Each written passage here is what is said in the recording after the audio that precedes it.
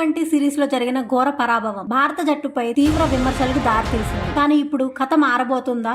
రోహిత్ శర్మ, విరాట్ కోహ్లీ మళ్లీ వన్డే జెర్సీలో కనిపించబోతున్నారు. అభిమానుల ఆశలు మొత్తం ఈ ఇద్దరిపైనే ఉన్నాయి. అయితే అసలు ట్విస్ట్ ఏంటంటే తొలి వన్డేలో టీమిండియా ప్లేయింగ్ 11 ఎలా ఉండబోతోంది? ముగ్గురు ఆటగాళ్ల మధ్య భారీ పోటీ, ఎవరికి ఛాన్స్ దక్కుతోంది, ఎవరు బెంచ్ కే పరిమితం అవుతారు, ఇంగ్లాండ్ ను వారి సొంత గడ్డపై చిత్తు చేయాలంటే టీమిండియా ఏ కాంబినేషన్ లో బరిలోకి దిగాలి? అన్ని ప్రశ్నలకు సమాధానం ఈ వీడియోలో ఉంది. వీడియోను చివరి వరకు తప్పకుండా చూడండి. Hi, welcome to my channel. July 14న భారత్ ఇంగ్లాండ్ మధ్య తొలి వన్డే మ్యాచ్ ప్రారంభం కానుంది. T20 సిరీస్ లో ఎదురైన నిరాశను మర్చిపోయి ఇప్పుడు వన్డే సిరీస్ ను గెలవడమే టీమిండియా లక్ష్యంగా పెట్టుకుంది. ముఖ్యంగా మన హిట్ మ్యాన్ రోహిత్ శర్మ మరియు కింగ్ కోహ్లీ మన ఇండియన్ జెర్సీలో చాలా రోజుల తర్వాత మళ్లీ వన్డేలో బరిలోకి దిగుతున్నారు. ఈ మ్యాచ్ పై ప్రపంచ వ్యాప్తంగా ఆసక్తి నెలకొంది. అయితే అందరి మధ్యలో ఉన్న ఒకే ఒక్క ప్రశ్న, తొలి వన్డేలో టీమిండియా ప్లేయింగ్ 11 ఎలా ఉండబోతుంది మరియు పిచ్ ఎలా ఉండబోతుంది? మన ఇండియన్ టైమింగ్స్ లో మ్యాచ్ ఎప్పుడు స్టార్ట్ అవ్వబోతుంది? ఇప్పుడు తెలుసుకుందాం. T20 సిరీస్ లో భారత్ ఆశించిన స్థాయిలో ప్రదర్శన చేయలేదు.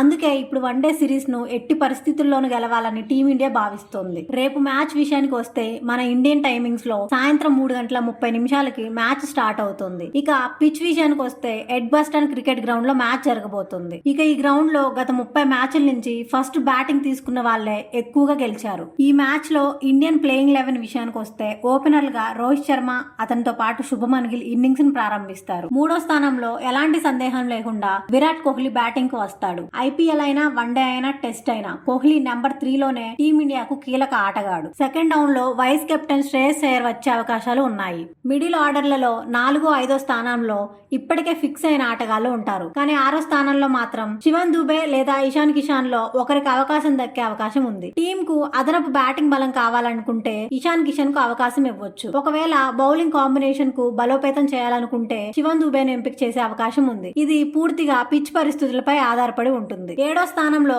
అక్షర్ పటేల్ లేదా వాషింగ్టన్ సుందర్ లో ఒకరిని ఎంపిక చేసే అవకాశం ఉంది. నా అభిప్రాయం ప్రకారం ఈ ఇద్దరిలో ఎవరు ఆడినా జట్టుకు ఉపయోగపడరు.